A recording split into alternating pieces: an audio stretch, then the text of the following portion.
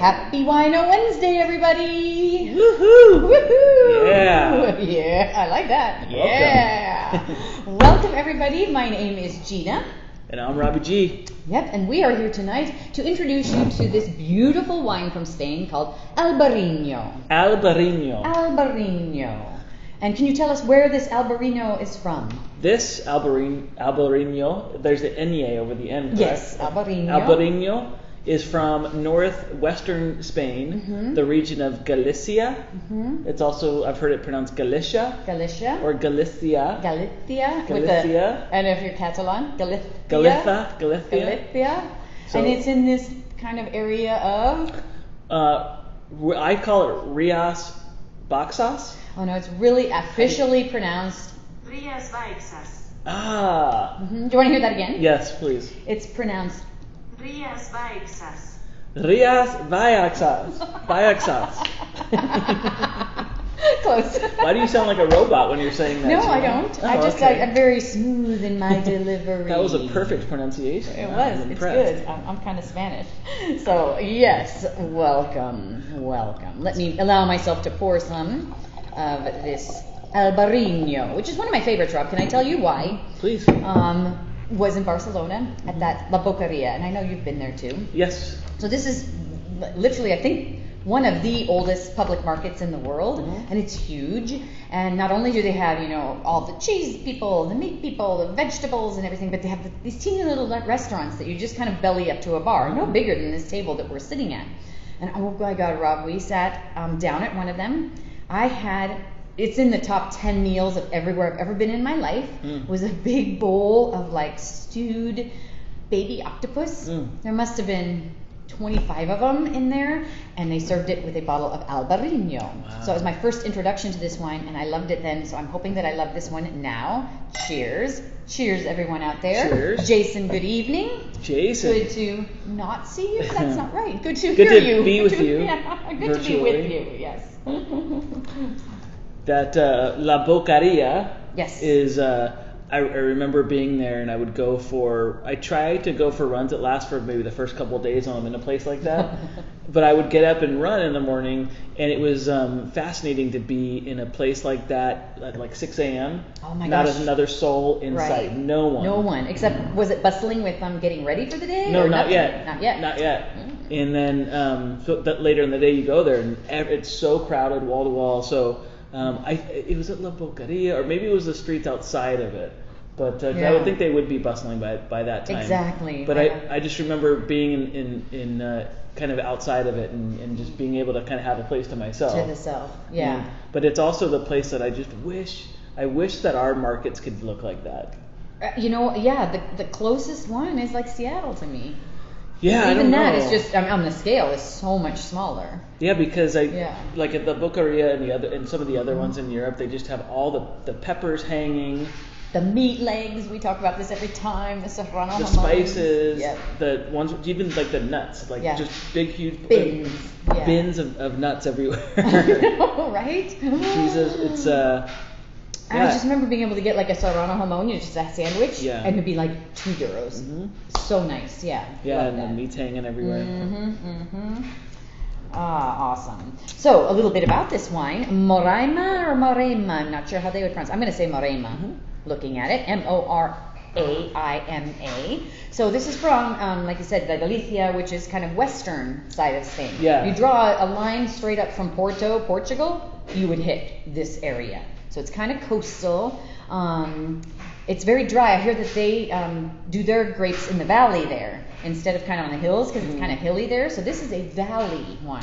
So I'm learning more and more, because we just did this Paso tour. Yeah. It's just the differences, and depending on the slope too, you can just see and taste the difference depending on how it's facing, whatever. But this one in the valley. So the winemakers, they've only been making wine since 2006, so it's kind of a new one. They claim that they get not only the inner air, that's in the valley, but then they get the Atlantic coastal air that gives it these kind of mineral qualities. So I got to describe to you, because I thought this was interesting. We have all the funny words, and we do it with the cheese too, right? Oh, this one has hints of oak, whatever. So this one, the winemakers themselves describe as silky, and I would say yes. Mhm. And full-bodied, and I would say yes too. Like this is super, super full-bodied. But then their other description was oily Interesting. for wine. I've never heard oily for wine. I So I'm can gonna see if see it's oily. how silky and or smooth and oily can sort of run together. Is that meant to be? I guess so. And okay, I'll give it an oily. It has an oil, kind of an olive oily look to it. It does, almost Chardonnay-like. If I would pour this, I'd be like, oh no, is this a buttery Chardonnay? It is not. What do you think? You like It's it? good. I do like it. You like I it? like it. I like the Albarinos always-y. And this one is very, very nice. And I like the bottle too, like this shape. It's Yeah, very it's cool. It has more of a, not quite as round. Yeah, exactly. It has like an olive oil bottle type of It shape does too, have an doesn't olive oil it? shape. Wonder if they're like olive oil region in that Maybe. area. It's- They do lots of olive. I mean, trees, I think maybe. olive oil is all over Spain, really. Yes, because what did we learn? That truly. More olive oil is made in Spain than Italy. Mm-hmm. They just send it back to Yeah. Italy so they can say product of Italy on it. Product of Italy. We had this discussion too. We had spent a long time with one of our favorite cheesemakers last week. We're going to talk about it in a little bit, but Yeah. they are an Italian family and they make our fresh cheeses, including the burrata that's on your plate. We're going to tell you about what's on the plate, but about Albarino, the word Albarino in Portuguese is Alvarino. So Alvarino. if you've ever heard, I've seen that on wine labels before, Alvarino. Okay. And I never put together that was Albarino. Me neither, but in that kind of now Portuguese. makes sense. Yeah. Oh, now okay. So the word itself means white or whitish, and it's just the color of the Okay. wine. So home of Albarino is Galicia, which is that region in northwest Spain in the corner there, and that region is probably the most famous for the Santiago de Compostela, which yeah. is the kind of the pilgrimage that everybody takes to that part of the country, and it's one of the few regions in Spain that produces like more cow's milk cheeses than any other. Because if you think about it, if you look at the cheeses from Spain, it's mostly goat and sheep's milk, a lot of sheep's milk cheeses, but that region has a number of cow's milk cheeses. Tetilla, San Simon. Okay. and If I was just others. trying to remember the ones that are cow, there's not that many. There's not very many at all. Ew. They're all from the north, though. Uh-huh. And then the other thing, one of the other things they're known for is they produce a lot of dictators. Is that where the famed dictators come from? Wow. That's where Franco comes from. Okay. That's also where the Castros come from of Oh, really? Cuba. Seriously? Yeah, so you've got Raul, you've got Fidel, and you've got Franco. So it must be in the water or the wine? Something. Maybe both. Who knows? Maybe wine. Or the cows. Oh, I didn't know that. That's so crazy. Or the cows. Yeah, so random that they're not so cow heavy Yeah. as the rest of the world, you know. But yet, interesting. Good tip. hmm And the people are Gallegan, I believe, and the language is Gaetian. And so there's like Portuguese, there's Gaetian, am I saying that? And then there's all these different like languages and cultures. So there's so many different words, but that are similar that mean the same thing. The same thing. So you'll hear them interchanged. Do you think they're sitting there having Wino Wednesday in Spain saying, okay, and in America, they've got all these languages. They've got in the South, they've got the East. The New York, New York, and they got Boston. these words, the Boston, that you don't even know. You know, there are people in only part of the country are fixing to go do things. And we're like, oh no, dude. I wonder if they think the same, you know, if it's, you know. Maybe. Kind of, right? I'm just saying. And I've only just had a sip. Just a sip, but I'm curious now. I like that thought though. Right? These guys, as Gina mentioned, so they are from Galicia, and that's a region, the Rias Baixas. I don't. Oh, wait a minute. As I recall, let me pronounce that for you. It's not playing. Dang, my whole scheme is foiled. Well, Reyes Baixas. they're fairly new, as Gina said, but they are a co-op. They're a cooperative, so I think it's 12 winemakers who basically they all bring in grapes. Yeah, fascinating, right? So kind of, yeah. It'd be like the same thing, if I were to compare it to a cheesemaker, a co-op cheesemaker would bring in milk from a bunch of different farms and then make make cheese. Yeah. So there's two ways of doing it. You can do it where if you're like a small producer, you might bring in one farmer's animals, but if you want to produce a little bit more, you'll do a co-op where you're bringing in milk or grapes from several different farmers or vineyards, I guess. Sure. Yeah. Mm-hmm. That's interesting. Okay, let's talk order here. So the order I noticed. Yes. Okay. I mean, if we were really going to do mild to wild, I would think the burrata would be first. Yeah, let's change it up. Okay. Let's change it up. So this one is easy. The burrata, which is third on your list on the sticker, that's in the cup here. It's that white goopy cheese. That's mine. Gina stole it from me. And I'm even going to switch up the order even a little bit more. So the fourth one on your list here is the Capricio Cabra. But I'm going to say let's do that second. Yeah, let's do that second. So the Capricho, you guys, is going to be the kind of this. It's very crumbly. It looks like your traditional chev, which we'll get into. It's kind of white, and kind of will crumble if you pick it up. Okay. But it's like that again. That for a cheese, that would be silky smooth. Yes, silky, oily. Would you say? Oily. Sure. Third, let's do the Patacabra. And again, it's a very white color of the paste. It's got a little kind of reddish and maybe some paper on the rind there. The mold we can talk about on mold. my piece, Miss Professor. You got to tell us about that. Don't freak out. There's nothing wrong with it. And then the fourth one is the pecorino. How do you say it? It's Nocciola. Nocciola. And that's in the triangle shape. A little bit darker in color, and we can talk about that as well. Why that is. This is a good, yes, that's a good way to discuss the colors, for sure. So we'll go that order. And then some of the accoutrements, yeah, right. We have some fresh grapes. This looks like a little marigold. We've got some dried figs, chocolate-covered pretzels, some, looks like some spiced cashews there. Yeah. That's a peach? Is it a peach? It's a peach. Dried peach. I'm pretty sure this is quince paste. Yes, must have quince because that's a big Spanish. Yeah. Accoutrement. Crackers, and then of course the kiwi. That is. It looks like the bottom of the Flintstone shirt. It does. That'd be great. I love it. I think everybody knows what the kiwi is on the plate. If not, it's a lay off the line. Yeah, if you don't know what kiwi is, then boy, maybe you think it's somebody from New Zealand or something. Rosemary, and then what is this? Baby's breath? Baby's breath, I think, and it could be a chamomile twig, but it looks like baby's they're breath, pretty, whatever they are. Okay. Rob's going to eat one and tell us what it is. Well, not now. Are you going to eat it? Maybe it's a hallucinogenic. Oh, dude. It's not very tasty. No. But it's pretty. All right. Good. Sounds good. All right. Shall we try the burrata? Let's do it. Burrata. So, the reason we would put burrata with this is because it's so creamy and then the wine is so crisp, is what I would say.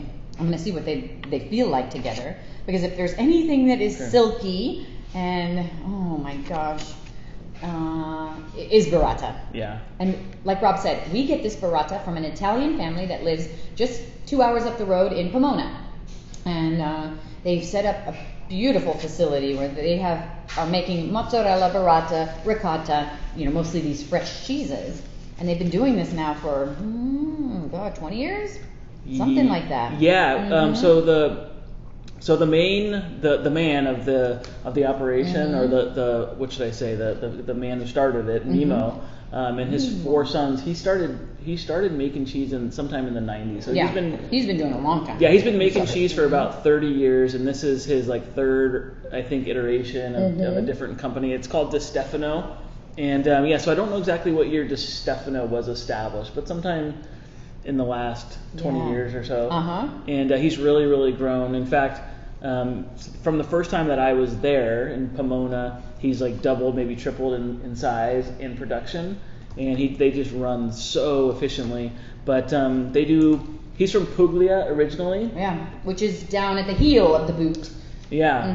And he does all fresh cheeses. He does a few aged ones, but the ones that he's really known for are the fresh cheeses, and that means cheese that's not aged. So that would include mozzarella, it would include ricotta, it would include any kind of derivation of mozzarella. So little mozzarellas are called bocconcinis.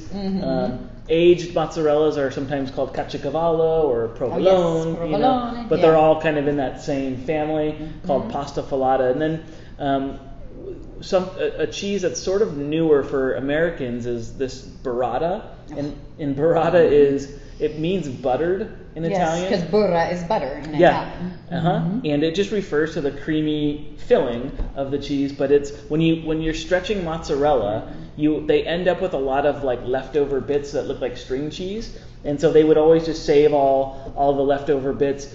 And then they would mix the leftover bits of cheese with cream, whole cream, like 30% cream. And then they would take the mozzarella curd, stretch it, fill it with this filling, this burrata filling. They called it stracciatella. Then they would close off the balls. Yeah, like a little pinch on top. Yeah, so it was like it was like a stuffed mozzarella. And that's a good way to say it. Yeah. And so mozzarella dumpling. Mozzarella, I like that. That's really good. And so they really brought it here and popularized it. It was made in southern Italy for 100 years or so, but it's so perishable and so fresh that it just doesn't really travel, or it didn't. Yeah. And so they figured out, make it here. They make it with cow's milk, so that's the big difference in southern Italy. A lot of times it's made with buffalo milk, but they're cool guys. Did you have yours? Cool. I did, and I did it with a little bit of the quince, membrillo. It's awesome with that. I could just do a ball of burrata. I really honestly could, Rob. It's so good with tomatoes, basil, just like mozzarella. It can be in the place of that. It's just much more creamy because of that filling. And we're watching these ladies just fill these things by hand. They've got the little stretched piece of curd, and then, the machine did pump, enough of the filling inside, but then they actually pinch it shut. Yeah. It's so cool to watch. It's just like in the old world, the old country. Oh, they're working super fast. Yeah. They make something crazy like 50,000 of these things a day. It's something like that. Super, super cool. We got to stretch the curd itself, and to really see the science. You just see it happening. It starts as these little bits of curd, and then it heats up. Those curds kind of mush together. They weave together, and then suddenly you start stretching it, and they get shiny. It is magic. It's like a super magic trick. I wish I would have known that magic as a kid. You had to do a science project or a magic trick or something. That'd be a good one to. That would be really good, actually. Yeah, to change this into that. Change those loose curds into a burrata would be such a cool presentation. Yeah, it's very satisfying to even to feel the stretchy curd. It reminds me of like those stress balls. Remember the stress balls that you used to get? Yeah. Totally, the stress balls. I remember those. Yeah. Once you sort of you heat it. You heat the curds and then they kind of meld together, and it makes this like really smooth texture. And it's just really pleasing to feel, to touch, and then everything. to eat. You can't eat your stress ball. You can eat your burrata ball. Don't try that. Burrata's much better. And these are burratas, mozzarellas. Really, any fresh cheese can be tricky to pair. And the issue is that they don't have that complexity. It turns into more of a textural thing going on. And when we say textural, we're not referring to the flavor or complexity so much as the acidity of the wine and the kind of the mouthfeel combined with the mouthfeel of the cheese. Because really a fresh cheese should be mild. It should be lactic, and you'll get a little sweetness. Yeah, milky. You'll get a little sweetness because of the cream, and that's just the fat we experience. Our taste buds experience it as being kind of sweeter. So it's a red wine it probably wouldn't work. It needs something crisp and acidic like this Albarino. Yeah, and I'm never one to not do any wine with anything, but I agree. It does go so much better with the whites, and I'm learning so much more about the whites through all of this, and loving them more and more with cheese, so this is no exception. Nice. And we've got George out there. Say hi to George. George, what up? Armand is having a great time. Armand, happy to be here. We're happy you're here. Yes, welcome, Armand. Give Cheers, a hello to George everyone. Yes, exactly. So, love it. That's the best starter. My mouth is watering. What next, Professor? All right. What did we say? Oh, next on our order is the Capricio Cabra. So that's the really white one, and really another soft one. This next softest one on your plate. So, ooh, look at that, Rob. I would put the whole thing in my mouth, but that would be very rude. No, go for it. I got a piece. No, but I couldn't talk then. Because this thing coats the mouth, if you ask me. I say go you want for me it. to just do it and you just want to talk then? I'll talk about it while you're chewing. Like this, like half of it? It kind of seems excessive. But, so the Capricho Cabra is Spain. So it's another Spanish cheese. Very different part of Spain. This comes from a region called Murcia, which actually means land of the myrtles. So they have a lot of myrtle trees there.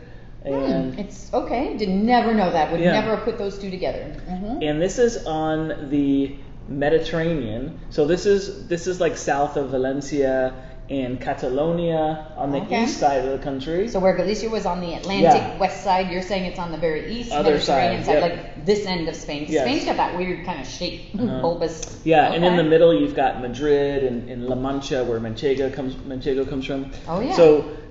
So over there on the Mediterranean, you're south. It's a little more arid. It's just a different terrain. So what they produce are more goat's milk and sheep's milk cheeses because that's where those animals are more comfortable. So Capricho Cabra, the word cabra means goat in Spanish. So that's right there gives away what type of milk it's made with. The word capra with a P is goat in Italian. So that's right. another Capra, one. yeah. Mm-hmm. And then the word chev, Chevre. Yeah, chev. Not chèvre, just chev. I was watching Ratatouille 2 nights ago. I love Ratatouille. He says chèvre. He does not. And I'm like, no. The rat does. Isn't it Patton Oswalt? Doesn't he do the voice? It's Patton Oswalt, right? He is, but he did say that. He says chèvre. And I'm like, no. I bet you if you tweeted him and said, do you think hey he dude, would? I think he would, because he's the kind that would respond to that or something. You know what I mean? It like kind of bummed me out. I'm like, come on, you guys gosh. are like, I know it's a cartoon, but there's probably a millions of dollar budget on that thing. Come on, get it right. Get it right. Well, it's just like, it's not Porsche, it's Porsche. Yeah. It's not Chevre, it's Chev. And I know we mispronounce, so don't go back to all the Wino Wednesdays and call us out. All the things that we say wrong. Because what's our budget, Gina? Our budget is for these productions, which are fabulous. They're meant to be like come into our living room. And this is what it is. It's just going to hang out in the living room. We don't have researchers, sorry. It's me on the researcher. I do my best. We do not. But chev in French is goat. So those are really good indicators. Those words are helpful to know. But capricho kind of translates to caprices. Like whimsical is what it means. And goats are whimsical. They kind of prance around and they kind of do their own thing. And so there's also a set of prints by Goya. You know, the famous painter Goya, and they're called the Caprichos. The Caprichos. So the whimsicals. Yeah. Okay, didn't know that either. So this is the whimsical goat. And I love it. The reason I wanted to bring him up is because sometimes I like to talk about like famous people from various places. I did that with Galicia. You did. So we know that the dictators all come from Galicia. Okay, that's kind of not true, but okay. But our next cheese, Goya, is from the region where that comes from, which is called Aragon. And we can. But we can finish off with Capricho. Who do we have from Murcia? The man of Murcia. Is there a man of Murcia? There is, but it's not Don Quixote. Okay, that is trying. No, but you know what? Like I was going to mention too, there are some more well-known cheeses from Murcia that you maybe have heard of. Mm-hmm. One is one of our most popular cheeses, or at least it has been over the years. It's called Drunken Goat. That's a famous one from Murcia, and that was one of the first big cheeses that was soaked in red wine that has a kind of a purplish winey. Yeah, I gotta feel like that's the most popular wine soaked one, right? Around the world, it kind of seems. There's the ubriacos in Italy, but really the Drunken Goat. Yeah, that was one of the first cheeses we ever had on the shelves. Nearly 18 years ago, Drunken Goat made the cut for the first order ever. That was one of the cheeses that was just a staple. We always had it back in the day, like when I would be working in Mission Hills. There was a good 10 or 15 cheeses that I can just always count on. And that one was, man, that's so creamy that you can't even talk. When someone says that cheese is like fudgy, coat your mouth. This is one of them. So I'm sorry if I cannot speak, but it's so good I can't stop. But I don't even know where I was going with that. Just because the Drunken Goat is more aged, because it's a firmer cheese, it's got a firmer texture, but it still has that coaty, velvety, silky mouthfeel. Yeah, the cool thing about Drunken Goat was it was one of the first cheeses where I realized that goat cheese did not have to be soft. It did not have to be this type of texture. So the exactly. Capricho Cabra is good because it illustrates what the majority of goat's milk cheeses are like, the way they're made, the amount of time they're aged. They're typically younger cheeses within a couple of months, and a good rule of thumb for cheeses is that if they're softer cheeses, they're going to be younger. If they're harder cheeses, they're going to be older. That means they've been aged. And so most goat cheeses are made and served young. They have so there's a couple reasons why they have that kind of sour tang to them. One is because they're lower in fat. Yeah, that's super interesting fact right there. Yeah, that fat gets rid of some of that tanginess. And then the second, exactly. So that's a young and like a less sort of like fatty flavor. If you recognize that like tang or that sour flavor. And then the second thing is, they're the age, like, so the texture, the crumbliness, the moisture in it, that's all an indicator that it's going to be just a couple weeks. And this one's 2 to 4 weeks, probably closer to 2 weeks actually. Isn't that crazy? From the goat to our plate, 2 to 4 weeks. Yeah. I mean, really, that's kind of wild, right? I love it. Just love. And it's not goaty at all. Some goat cheeses are goaty. That one's not. It's just fresh and bright. It goes so good with this Albarino. Superb. And this is one that does not get rolled in herbs. We have one that does get rolled in herbs. True. So this is more plain, so you can really taste like the essence of the cheese and the milk, really. And actually, here's a good one. So that Capricio Cabra, really, really young goat's milk cheese. The Burrata, really, really young cow's milk cheese. You can actually do a really good side-by-side of what the milk is going to taste like. True, good point. Cow's milk versus goat's milk. Yeah.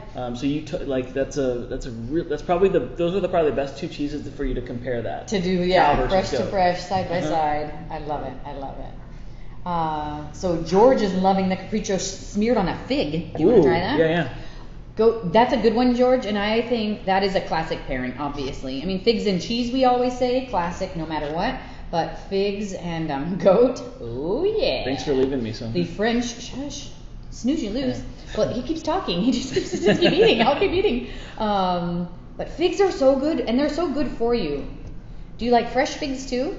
I do. So fresh figs, dried figs, whatever, but great with the chef. I'm going to bite this in just a moment, George. And then we have to say Armand is secretly a fan, and he's been a customer forever. So I want to say thank you to that, Armand. Thank you, Armand. Really appreciate that. Cheers to that. I mean, everybody out there, we can't even thank you enough. I'm getting all thankful for the holiday season too. Take it easy, Gina. Take it easy. It's going to get worse as the holidays come closer. I'm just telling you now. It's going to be way worse.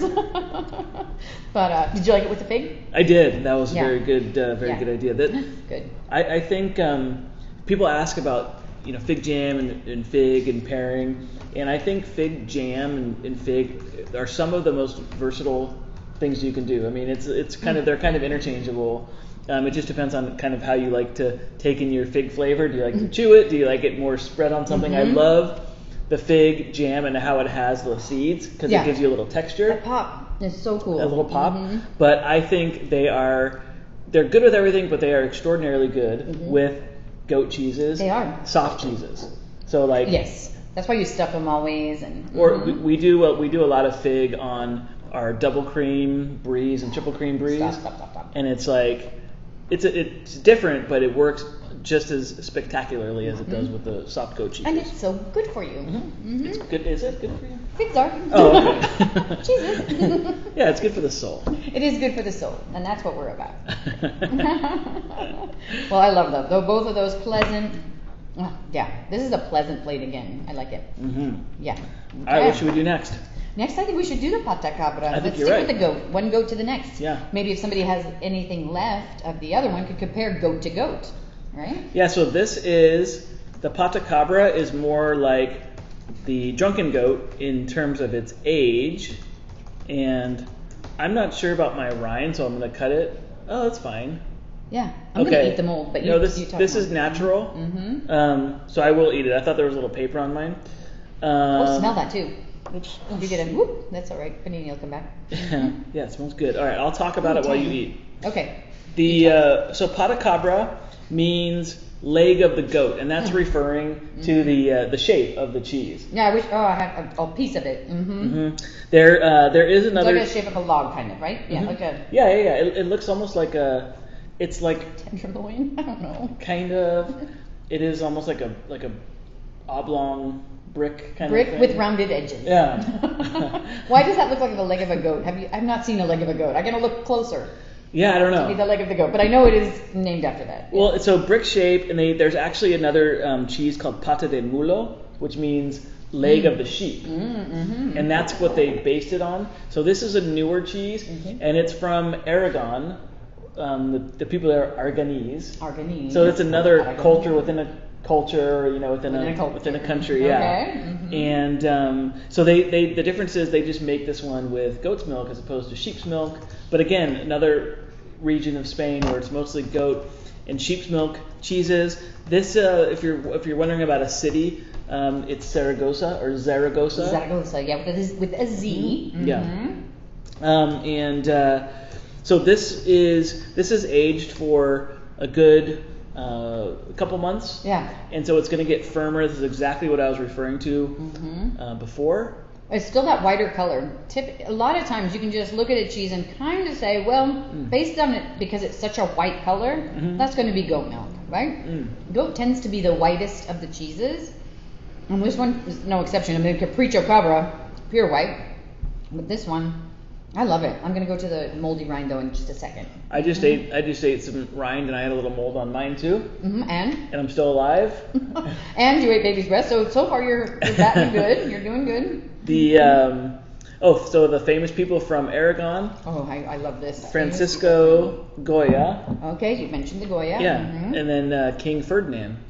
Really? Yeah. Okay. So King Ferdinand married Isabella, I believe, and he was the guy who he expelled all the Jews, and they did this was in the what? Well, he's the one who sent Christopher Columbus. Okay, yes. Yeah. And where's Columbus? Do you know? Columbus, the weird thing about Columbus is me and my dad and my uncle have this running joke. Okay. Is that there's 4 or 5 regions that claim that he's from there. And I think there's also multiple places that say that he died there or he's buried in certain places. So everybody wants Christopher. Yeah, we're not really sure.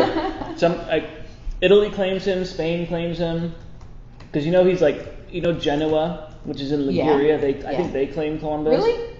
Huh. Yeah. As a death place. To be from there. Really? Oh, I didn't know. I wonder if you Wikipedia. I wonder what it would say. Okay, that's his. Okay. But yeah, they sent Columbus out to find the New World, or actually he was trying to find a trading route to the Far East. Wasn't that what it was? And he accidentally found. Oops, bumped in. Yeah, we were already here, but he gets credit for finding me. I see. Okay. Oh, there's another whole story. But really, it was just the West Indies that he found. Okay, fascinating. I feel so wimpy compared to those explorers. What they had to endure and. Those were some pretty. I don't know. Would we call them brave dudes? Brave dudes. They. Yeah. That was. The rate of people dying on those ships was huge. It was. Right? There was so much disease and so much. Then they brought so much disease here. But yet we survived. Yeah, it's it's a pretty. It's fascinating. It is very we fascinating. We could do a whole study of all that. I thought one time we did something about the Columbian exchange, about all the products that have gone back and forth, also all the disease. They get introduced from one place to the next. Yeah, I mean, the kind of that was the next phase of globalization. The first phase being just getting on a horse or actually before that just walking, on a pilgrimage from France or Italy to go to Santiago de Compostela, and that was where certain winemaking and certain cheese-making techniques that originated in, say, Brie, France. That's why so that's why they make Camembert in Normandy. That's why they make Bordeaux style wines in Rioja because they were going on these pilgrimages through these different places, and that was like the first and most basic form of globalization. It happens now. Like people will come from France. They were a winemaker in France and bring those techniques here, and then suddenly those become known here. Cheesemakers. All of our cheeses, all the cheeses are based on descendants, European right? classics. This Burrata is a good example. Yeah. Yeah, it's so super cool. Actually, the next cheese is a good example too. It is, because now, contrary to what the name says, because we are the Pecorina Nocciola, that sounds Italian, right? Pecorino Nocciola. Pecorino Nocciola, but actually, Rome, you would pronounce it. How would you say it from? You'd probably say like Pecorino Nocciola. No offense to my Wisconsin friends. No offense to Wisconsin people, but that might have been pretty close.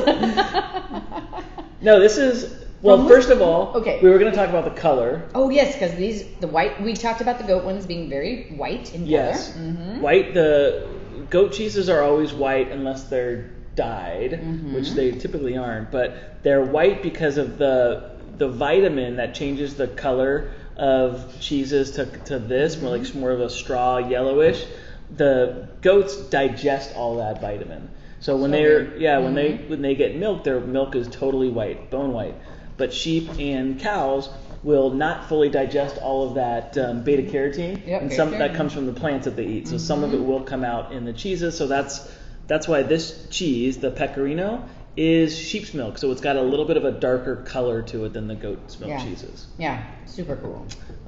But science. There you go. Pecorino Nocciola is from a cheesemaker called Landmark. Yeah.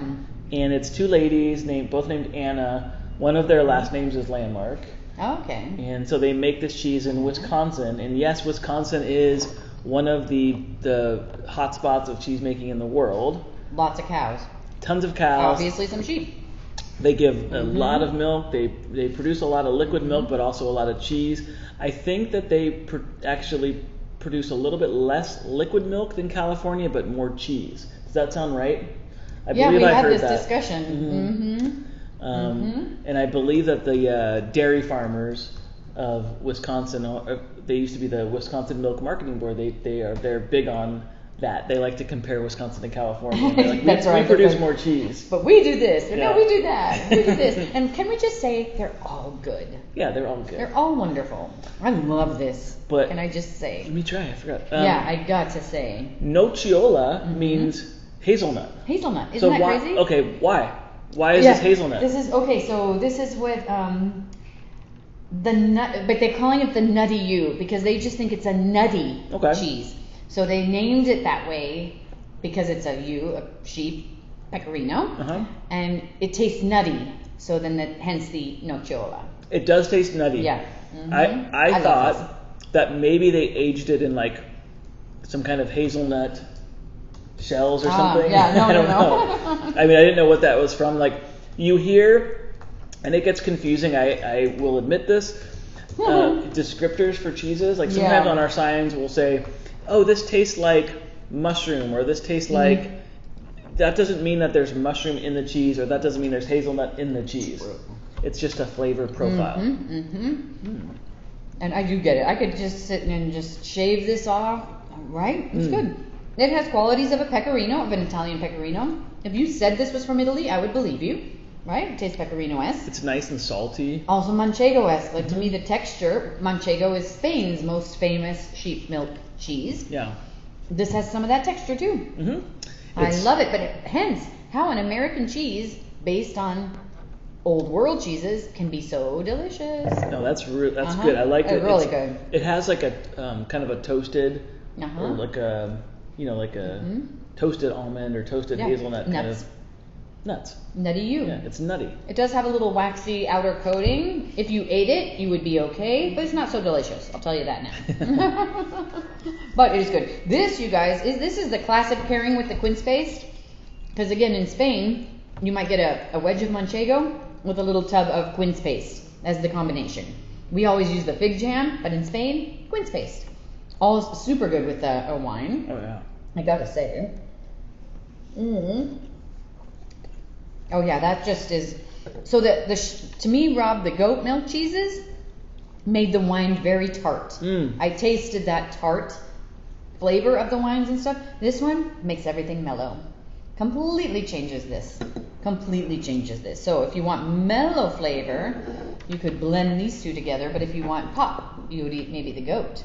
This is so fun to just see what happens, right? And that's the whole point with pairing, is that there's no one perfect pairing. No, That's not and what no it's right about. answer. That's not what it's about. It's about. I mean, a fun thing to do is you can pick one wine and then try 10 different cheeses with it and see how they all are different. Or how about picking one cheese and then do 5 different wines with it? Yeah. Either way, that actually would be a super way to say this one's better than this one, or to me, because you might be different for somebody else, right? Yeah. But I like that. Yeah, I mean that's a fun way to do it, and in either way is right or wrong. You can do, and we've done all these different things, but you can do the same cheese, but all different ages of the same cheese. Oh yeah, good one. You Which did is that a with vertical. parm a couple times. I've done that with You've parm. yeah. I've done it with certain goat cheeses. I've tried them at 2 weeks, at 2 months, and then 4 months or whatever. The Goudas would be fun to do that with, because there's so many cheddars. I mean, you could go on and on. Yeah. With So the possibilities. We do something kind of similar. We have some whiskey tastings coming up. We've started doing that again with 7 Grand, and so oftentimes like we'll do kind of progressive for that too, where we'll taste a young one, and then by the 5th one we're on a 14-year Scotch, which is like peaty and I feel I should be and wearing strong. tweed if I'm drinking a Scotch or something. Yes, you should. I should. Yeah. But yeah, these are fun ones. What would you put the chocolate covered pretzel with, Rob? What would be your favorite with the chocolate covered pretzel? So probably the Patacabra. Oh, you think so? Well, I have this thing with chocolate, and chocolate and cheese is great. Yeah. And there are just certain things that I really like with chocolate. Blue cheese is great. I think so too. But to me, blue cheese is more for like dark, rich chocolate. So you would Whatever.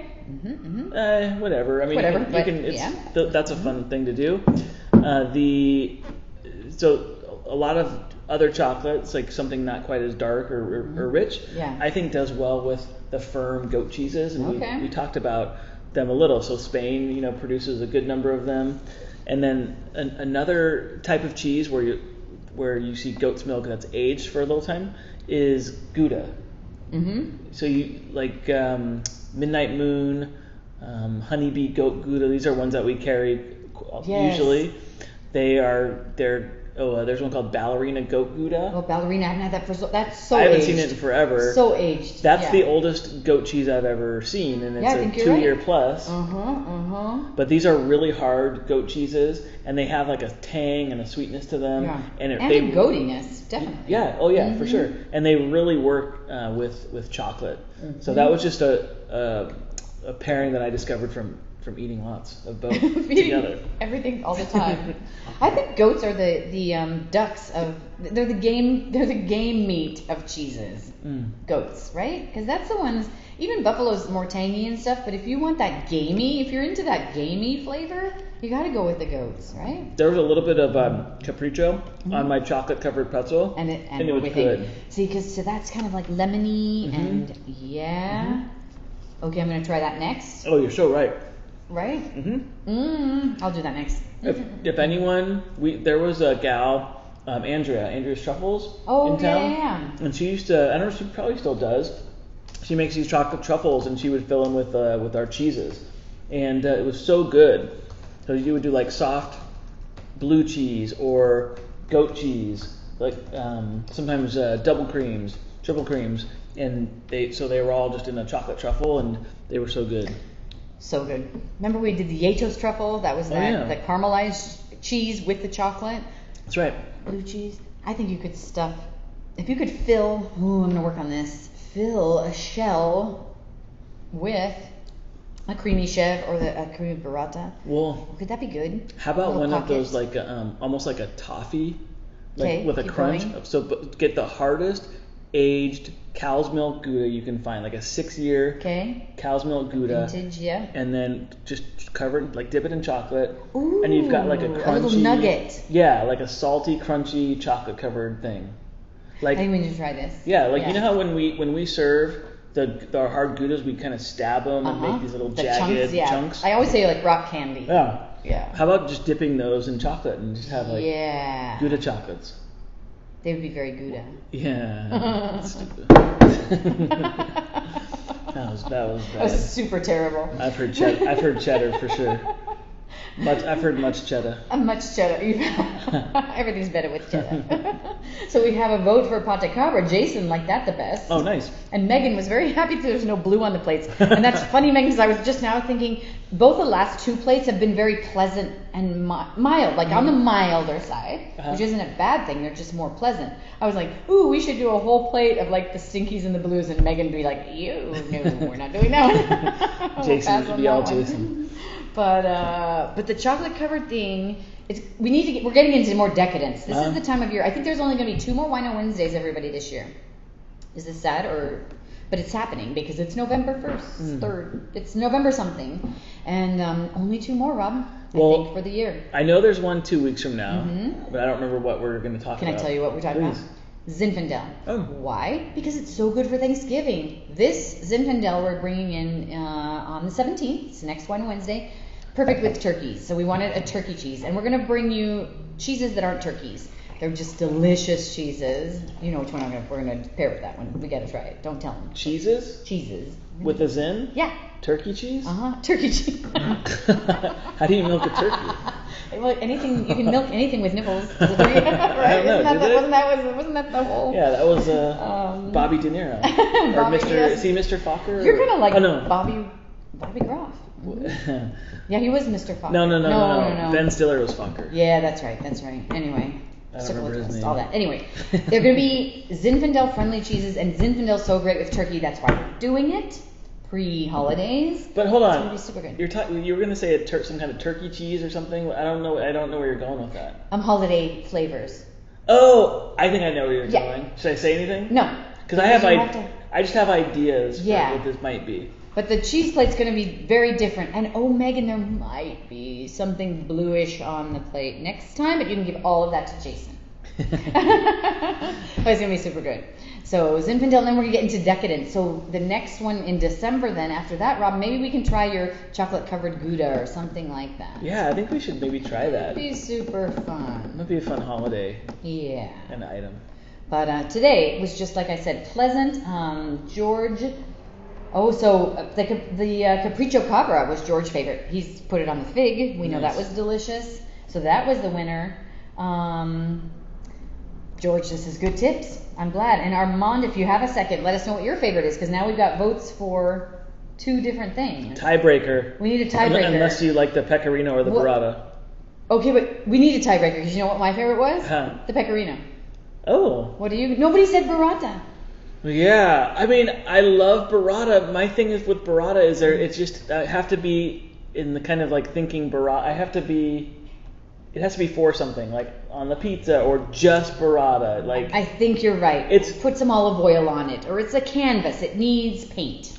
It's hard to compare Burrata to these other cheeses if you're pairing it with an Albarino, right? It's just hard to compare. Yeah. It's great, and I think it served the purposes for the plate. And I'm never gonna poo-poo Burrata, but no. But we've had a couple favorites: Capricho, Pata, and the Pecorino. Yeah. What's my favorite? You're gonna break the tie. Wait, here comes Armand. Yeah, then Armand's gonna say something different, and then we're gonna have 2 ties. Well, I'm not gonna tell you what he said because I've got it right here. Okay, I can't see it. My favorite is the Patacabra. Was the Pata. We win. Me and Armand at the same No. Yeah. Because 2 of us said Patacabra and 2 said Pecorino. So we're still in a tie. So we're tie. Well, maybe what's Megan's favorite? Because I think George liked the Capricho. He did. He liked the Capricho. Oh, we need a tiebreaker. Megan, somebody chime in, because this is very... And Armand, I'm with you. I like the bold stuff because I'm going with that. But I love the Capricho, George. Oh, we need a tiebreaker. This is gonna come down to the wire. But in the meantime, George mentioned we have something on Sunday, and this is at Del Mar. Oh, yes. This is the season. So Sunday we're doing truffles And cheese, and that is pretty much every truffle thing we can find. We're going to find truffles, everything. Everything we can truffle up. Yeah, thank you. The troubles with truffles. Nobody knows the truffles I've seen. Our rewrite out of code. I'll probably look way better now, so actually that'd be okay. Truffle products, truffle cheeses, wines that pair well with truffles. So it's going to be a fun one. It's going to be fun. We have a three-way tie because Megan liked the Capricho Cabra, so we have two votes. So we're going to call it Everyone's a Winner. A participation trophy. Participation trophy, indeed. Excellent. Well, thank you, everyone. Like we said, if you can join us Sunday, this is in person in Del Mar, online. Otherwise, hopefully we'll see you on the 17th, Zinfandel, Thanksgiving-style cheeses, delicious, won't want to miss. And thank you for joining in. We just have a fun shooting the shit, right? Just That's talking. what we do. Talking We love cheese, it. drinking wine. I'm going to go finish more wine. And yes, George, the truffle chips will be part of the tasting. On that note, good night. How do you say good night in Spanish? Do we know? Adios. Adios. Buenas noches. Buenas noches. Eat some nachos.